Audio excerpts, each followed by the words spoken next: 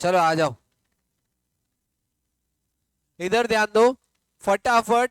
100% attention, जिसको भी बात करने की है क्लास के बाहर जाके बात कर सकते हैं। सिंपल लॉजिक है मेरा।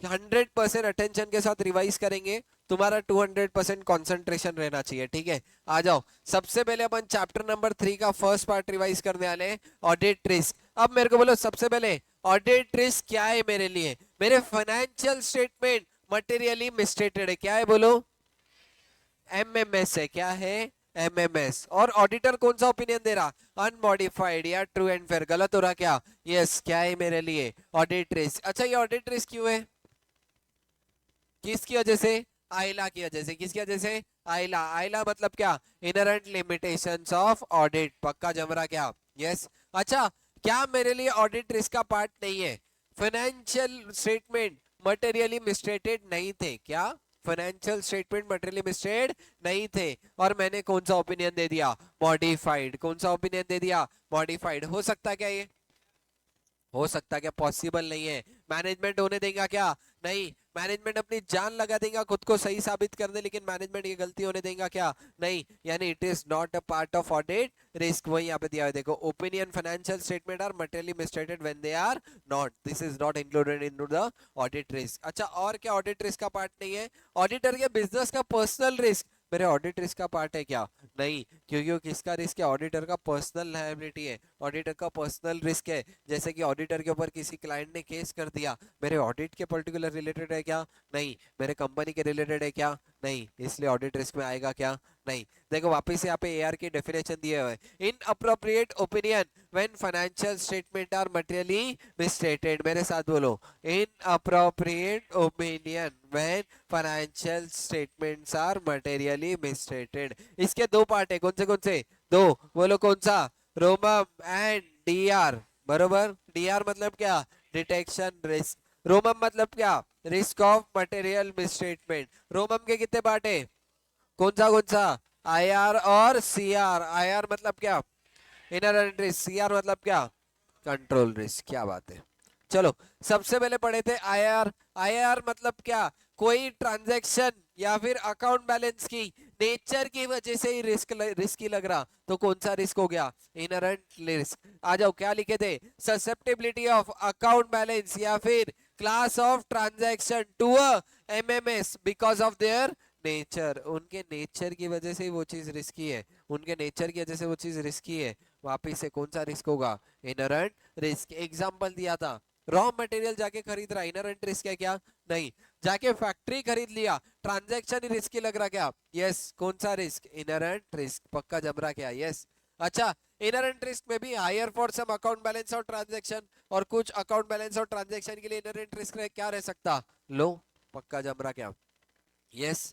ठीक है, उसके बाद इनहेरेंट रिस्क क्यों फाइंड आउट कर रहा, बोलो। दो चीजें मेरे को एनालाइज करना है, मैं टेस्ट ऑफ कंट्रोल लगाऊं या सब्सटैंटिव प्रोसीजर। अगर इनहेरेंट रिस्क हाई है तो क्या लगाऊंगा, सब्सटैंटिव प्रोसीजर। अगर इनहेरेंट रिस्क लो है तो टेस्ट ऑफ कंट्रोल्स, पक्का जम रहा क्या, यस। दो फैक्टर्स की वजह से इफेक्ट होगा, एक तो एक्सटर्नल, दूसरा इंटरनल। एक्सटर्नल में दो चीजें थी, या तो लॉ चेंज हो गया या फिर क्या, टेक्निकल डेवलपमेंट। अच्छा इंटरनल फैक्टर में क्या था, मैनेजमेंट की मिसअंडरस्टैंडिंग हो गई, तो ये कौन सा हो गया, इंटरनल फैक्टर, पक्का जम रहा क्या, यस। उसके बाद क्या था, कंट्रोल रिस्क। कंट्रोल रिस्क मतलब क्या, रिस्क ऑफ एमएमएस। एमएमएस क्या नहीं हुआ, पीडीसी नहीं हुआ, क्या नहीं हुआ, पीडीसी नहीं हुआ, नॉट प्रिवेंटेड, डिटेक्टेड, करेक्टेड। किससे नहीं हुआ पीडीसी, इंटरनल कंट्रोल, किससे नहीं हुआ, इंटरनल कंट्रोल। अच्छा इनहेरेंट रिस्क था, इसलिए मैंने क्या लगाया, इंटरनल कंट्रोल, पक्का। अब इंटरनल कंट्रोल काम नहीं कर रहे, इसलिए कौन सा रिस्क हो गया, कंट्रोल रिस्क। इंटरनल कंट्रोल्स काम नहीं कर रहे, इसलिए कौन सा रिस्क हो गया, कंट्रोल रिस्क, पक्का जम रहा क्या। अब यहाँ पे कंट्रोल रिस्क में तीन केसेस में बोलूंगा। सबसे पहले मैंने कोई कंट्रोल ही नहीं लगाया, बोलो मेरे पास साथ, सबसे पहले क्या, कंट्रोल नहीं लगाया, इंटरनल कंट्रोल इज मिसिंग। दूसरा क्या है, कंट्रोल लगाया लेकिन प्रॉपरली इफेक्टिवली काम कर रहा क्या, नहीं, internal control but not operating effectively. और थर्ड क्या था, फ्लॉ है, मेरे इंटरनल कंट्रोल के डिजाइनिंग में ही क्या है, फ्लॉ है, पक्का जम रहा क्या, यस। ठीक है चलो, उसके बाद मेरे कौन सा मेरा रोमम क्या था, रोमम मेरे लिए क्या था, inherent risk and control risk, बरोबर है क्या? रोमम क्या था? इनहेरेंट रिस्क और कंट्रोल रिस्क। अब रोमम दो लेवल पे पॉसिबल है, एक तो फाइनेंशियल स्टेटमेंट लेवल, दूसरा assertion level. Financial statement level क्या? अफेक्टिंग एंटायर फाइनेंशियल स्टेटमेंट, पूरे फाइनेंशियल स्टेटमेंट को अफेक्ट करेगा। इसका इंपैक्ट कैसा होगा? एक ऑडिट डिक्शनरी वाला वर्ड था, परवेसिव। कौन सा? परवेसिव। परवेसिव मतलब क्या? Covering all items of the financial statement, ठीक है। अच्छा, असर्शन लेवल क्या? Affecting line item of the financial statement. अच्छा, फाइनेंशियल स्टेटमेंट लेवल का रिस्क है, तो इसका रिस्पॉन्स क्या करूंगा? Change in audit strategy. अगर फाइनेंशियल स्टेटमेंट लेवल का रिस्क है तो क्या चेंज करूंगा? Audit strategy. लेकिन असर्शन लेवल का रिस्क है तो एंटी चेंज करूंगा। क्या करूंगा? एंटी। अच्छा, एमसीक्यू, कौन से केस में ऑडिट स्ट्रैटेजी चेंज कर सकते? बोलो। फाइनेंशियल स्टेटमेंट लेवल वाले रिस्क में कर सकते क्या? यस। अगर वही असर्शन लेवल वाला रिस्क था तो क्या चेंज करूंगा? Nature, time and extent of the audit procedure, NTE change करूंगा। पक्का जम रहा क्या? यस। अच्छा, अब इनहेरेंट रिस्क और कंट्रोल रिस्क दोनों भी है, तब किसकी रिस्पॉन्सिबिलिटी है दोनों को फाइंड आउट करना? ऑडिटर। लेकिन अगर ऑडिटर फाइंड आउट नहीं कर पाया तो कौन सा रिस्क हो गया? Detection risk. क्या लिखा हुआ है देखो, risk that auditors procedure will not be able to detect MMS, material misstatement, auditor के प्रोसीजर ढूंढ पाएंगे क्या? नहीं। मतलब कौन सा रिस्क हो गया? बोलो रे। Detection risk. वापस डिटेक्शन रिस्क क्यों है? आइला की वजह से। किसकी वजह से? आइला। आइला मतलब क्या? Inherent limitations of the auditing. पक्का जम रहा क्या? यस, ठीक है। अब डिटेक्शन रिस्क के दो एलिमेंट थे, दो लेवल पे, एक तो सैम्पलिंग, दूसरा नॉन सैम्पलिंग। सैम्पलिंग रिस्क मतलब क्या? बोलो मेरे साथ। सबसे पहले conclusion reached based on the sample. 5 sample उठाया, उसके बेसिस पे मैं कंक्लूजन बना रहा। Conclusion reached based on the sample may be different if conclusion reached based on the entire population is tested. अगर मैं पूरी पॉपुलेशन को टेस्ट करूं तो मेरा कंक्लूजन दूसरा आ सकता क्या? यस। मैं सिर्फ सैंपल को टेस्ट कर रहा तो मेरा कंक्लूजन डिफरेंट है। ये मेरे लिए कौन सा रिस्क हो गया? बोलो कौन सा रिस्क? सैम्पलिंग रिस्क, ठीक है। अब इसमें ऑडिटर के दो कंक्लूजन थे। सबसे पहले ऑडिटर ने 5 सैंपल उठाया और एक में भी एमएमएस नहीं है। क्या? 5 सैंपल उठाया, एक में भी एमएमएस नहीं है। ऑडिटर क्या कंक्लूड कर रहा? कंट्रोल रिस्क लो है, लेकिन एक्चुअली हाई रह सकता क्या? यस। ऑडिटर क्या कंक्लूड कर रहा है? एमएमएस नहीं है, लेकिन एक्चुअली एमएमएस रह सकती क्या? यस। ऑडिटर का क्या गलत हो जाएगा? ओपिनियन। बरोबर है क्या? ऑडिटर का ओपिनियन गलत हो गया क्या? यस। अच्छा, ओपिनियन गलत हुआ, इस वजह से ऑडिट पे कैसा इफेक्ट पड़ा? इफेक्टिवनेस पे क्या इंपैक्ट हुआ? इफेक्टिवनेस, क्योंकि मेरा ऑडिट प्रॉपर हुआ क्या? नहीं। अच्छा, इसका रिवर्स पढ़ते। ऑडिटर ने 5 सैंपल लिया, पांचों में गड़बड़ निकली। ऑडिटर क्या कंसिडर कर रहा? कंट्रोल रिस्क हाई है, लेकिन एक्चुअली लो रह सकता है क्या? यस। ऑडिटर बोल रहा है एमएमएस है, लेकिन एक्चुअली एमएमएस है जरूरी है क्या? नहीं। पक्का जम रहा क्या? यस। मेरे को बोलो, ओपिनियन मेरा इनअप्रोप्रिएट होगा क्या? नहीं, क्योंकि ज्यादा काम करना पड़ेगा। 5 गलतियां निकली, ऑडिटर और ज्यादा सैंपल बढ़ाएगा और ज्यादा मेहनत करेगा, यानी मेरी क्या अफेक्ट होगी? बोलो एफिशिएंसी, ऑडिट की एफिशिएंसी अफेक्ट होगी क्या? यस। लेकिन ये केस में मेरा इनअप्रोप्रिएट ओपिनियन होगा क्या? नहीं, ये केस में ओपिनियन करेक्ट होगा। पक्का जम रहा क्या? यस। नॉन सैम्पलिंग रिस्क मतलब क्या? सैंपल्स को छोड़ के कोई अदर फैक्टर किया, जैसे मेरे ऑडिट पे रिस्क आ रहा, ऑडिट प्रॉपर नहीं हो रहा, डिटेक्ट नहीं कर पा रहे अपन एमएमएस, मतलब कौन सा रिस्क हो गया? Non sampling risk. यहाँ पे बहुत सारी चीजें जो अपन ऑडिट स्टार्ट के पहले करते, जैसे अंडरस्टैंडिंग एंटिटी, फिर उसके बाद क्या है? रिस्क असेसमेंट प्रोसीजर, रैप ऐसे 315 में पढ़ेंगे। उसके बाद प्लानिंग करते, स्ट्रैटेजी बनाते, प्रोग्राम बनाते, ऑडिटर प्रोसीजर फॉलो करते, रिजल्ट्स को टेस्ट करते, और ऑडिट मैनेजमेंट करते क्या? पुअर क्वालिटी और डी, इसमें 3 चीजें करेंगे, डीएसआर, डायरेक्शन, सुपरविजन और रिव्यू। अगर ये सब में कहीं पे भी गड़बड़ हो गई, ये सब में कहीं पे भी गड़बड़ हो गई, तो कौन सा रिस्क? Non sampling risk. कौन सा रिस्क? Non sampling risk. अच्छा, इसको मैं मिनिमाइज कर सकता क्या? यस। जहां जहां पे क्या नो नो लिखा है सबको क्या कर दो? यस यस कर दो, तो मेरा क्या हो जाएगा? मिनिमाइज कर सकता है क्या? यस। गड़बड़ नहीं। इधर ध्यान दो, मैंने ऑडिट प्रोग्राम प्रॉपर नहीं बनाया। बोलो सैम्पलिंग रिस्क या non sampling? Non sampling risk. कौन सा रिस्क? Non sampling risk. पक्का जम रहा क्या? यस। अच्छा, डिटेक्शन रिस्क को ऑडिटर जीरो कर सकता क्या? नहीं। क्यों? आइला की वजह से। किसकी वजह से? आइला की वजह से। पक्का जम रहा क्या? बोलो रे। यस। अच्छा, रोमम वाला रिस्क किसका है? एनडीटी का, लेकिन डिटेक्शन रिस्क किसका है? ऑडिटर का, पक्का जम रहा क्या? यस ठीक है। Relationship between ROMM and DR पढ़े, कैसा रिलेशनशिप है? Inverse relation. अब देखो, risk of material misstatement ROMM high है तो डिटेक्शन रिस्क लो रहेगा, क्योंकि ऑडिटर ज्यादा मेहनत करेगा गलतियां डिटेक्ट करने। अगर रोमम कम है, risk of material misstatement auditor को पता है कम है, तो बोलो डिटेक्शन रिस्क हाई रहेगा या अप्रोप्रिएट? क्या रखेंगे अपन?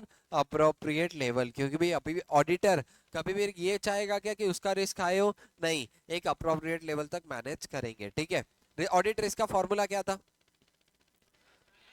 रोमम into D R, ROMM into D R. अच्छा, रोमम को दो चीजों में, फिर क्या? I R C R D R, पक्का जम रहा क्या? यस। अच्छा, ऑडिट रिस्क को मैं एक तो क्वांटिफाई भी कर सकता और दूसरा क्वालिफाई भी। क्वांटिफाई में क्या था? परसेंटेजेस। क्वालिफाई में क्या था? हाई, मीडियम, लो, ऐसे करके रिस्क क्लासिफिकेशंस कर सकता क्या? बोलो रे। यस। एक इंपॉर्टेंट चीज पढ़े थे, assessment of risk is a matter of what? Professional judgement, पक्का जम रहा क्या? यस ठीक है। उसके बाद पढ़े थे सिग्निफिकेंट रिस्क। सिग्निफिकेंट रिस्क मतलब क्या? कोई इंपॉर्टेंट रिस्क जहां पे ऑडिटर का स्पेशल कंसिडरेशन रिक्वायर्ड है। Risk which required auditor special consideration is कौन सा वाला रिस्क? Significant risk. बोलो सिग्निफिकेंट रिस्क में मैं ज्यादा ध्यान दूंगा क्या? यस ठीक है। अब देखो, वेरी वेरी इंपॉर्टेंट क्वेश्चन, मैंने तुमको बोला था एग्जाम में बहुत बार पूछा है, शॉर्टकट इसका याद रखना। क्या था? फ्रॉड करना है तो डेवलप करो आरपीटी, फिर सब कुछ कॉम्प्लेक्स हो जाएगा, चीजें अनयूजुअल और सब्जेक्टिव चीजें होंगी। पक्का याद आ रहा क्या? क्या क्या वर्ड पकड़ना था? फ्रॉड, यानी फ्रॉड के केस में सिग्निफिकेंट रिस्क रहेगा क्या? यस। दूसरा क्या था? डेवलपमेंट, डेवलपमेंट के केस में सिग्निफिकेंट रिस्क रह सकते क्या? यस। अच्छा, डेवलपमेंट कौन से वाले? इकोनॉमिक एंड अकाउंटिंग और अदर डेवलपमेंट, पक्का जम रहा क्या? यस। तीसरा क्या है? आरपीटी, आरपीटी के केस में सिग्निफिकेंट रिस्क रहेगा क्या? यस।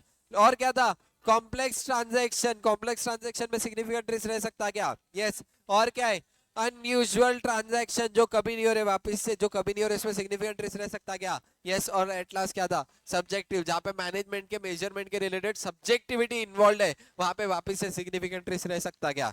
यस। ये मेरे क्या है? Factors while identifying significant risk. अब देखो, सिग्निफिकेंट रिस्क क्या है? एक तरह से मेरे लिए इनहेरेंट रिस्क है। क्या है सिग्निफिकेंट रिस्क? Inherent risk. लेकिन दो बातें, जिसके क्या है? ऐसा इनहेरेंट रिस्क जिसके हायर लाइक्लीहुड ऑफ ऑकरेंस होने के चांसेस ज्यादा है, और क्या है? Higher magnitude of potential misstatement, मतलब क्या? इनसे जो मिसस्टेटमेंट होगी वो बड़े लेवल की होगी, बिग लेवल की होगी। बड़ो बस जमरा क्या बोलो रे? यस।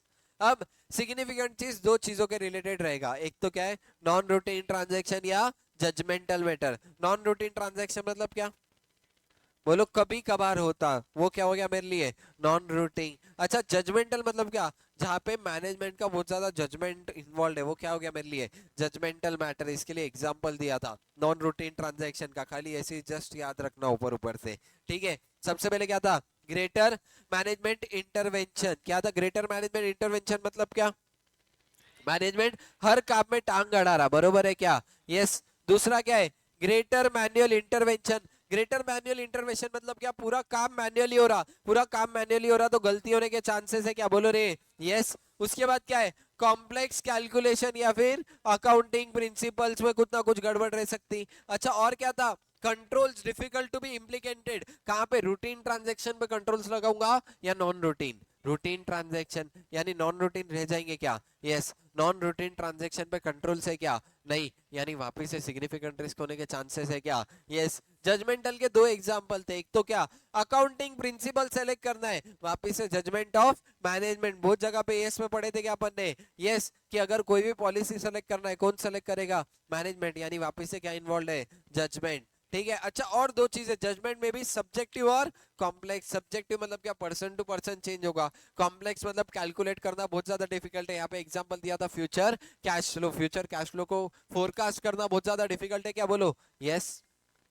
ठीक है, दो चीजें पढ़े थे जहां पे हमेशा कंपलसरी सिग्निफिकेंट रिस्क रहेगा। एक तो in case of fraud, fraud के केस में हमेशा क्या कंसीडर करना है? Significant risk. कुछ बोला या नहीं बोला? फ्रॉड के केस में हर बार क्या कंसीडर करना है? Significant risk. दूसरा क्या है?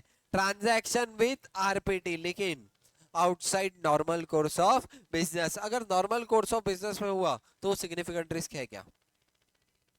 डायरेक्टली मना नहीं कर सकते, फैक्टर्स आइडेंटिफाई करना पड़ेगा। जमरा क्या, अगर अगर आरपीटी के साथ ट्रांजैक्शन है आइडेंटिफाई करो, ज्यादा से ज्यादा क्या करो, एनालिटिकल प्रोसीजर करो। लेकिन अगर अगर रिलेटेड पार्टी के साथ ट्रांजैक्शन है और outside normal course of business है, कंपलसरी क्या है, सिग्निफिकेंट रिस्क। कंपलसरी क्या होगा, सिग्निफिकेंट रिस्क। पक्का जमरा क्या, यस, इसके रिलेटेड कल एक एमसीक्यू भी लिया था, ठीक है। अच्छा, सिग्निफिकेंट रिस्क एनालिसिस क्यों कर रहे हैं, मेरे को दो चीजों का डिसीजन लेना है, सब्सटैंटिव प्रोसीजर करूँ या टेस्ट ऑफ कंट्रोल। डिटेल में क्या रहेगा बोलो, सब्सटैंटिव प्रोसीजर, यानी जहां जहां पे सिग्निफिकेंट रिस्क है वहां पे क्या करूंगा, सब्सटैंटिव प्रोसीजर फॉलो करूंगा। पक्का जमरा क्या, ये सब्सटैंटिव प्रोसीजर मतलब क्या था, डिटेल में चेकिंग। बोलो पक्का जमरा क्या, यस, ठीक है। यहाँ पे अपना पार्ट 1 का रिवीजन खत्म हुआ। इसके बाद नेक्स्ट रिवीजन जो अपन रिकॉर्ड करेंगे वो करेंगे एसए 315 का, SA 315 identifying and assessing risk. पक्का जमरा क्या, यस, यहाँ पे ये वाला पार्ट 1 का पूरा रिवीजन खत्म होता। चलो, लेट्स एंड द रिकॉर्डिंग।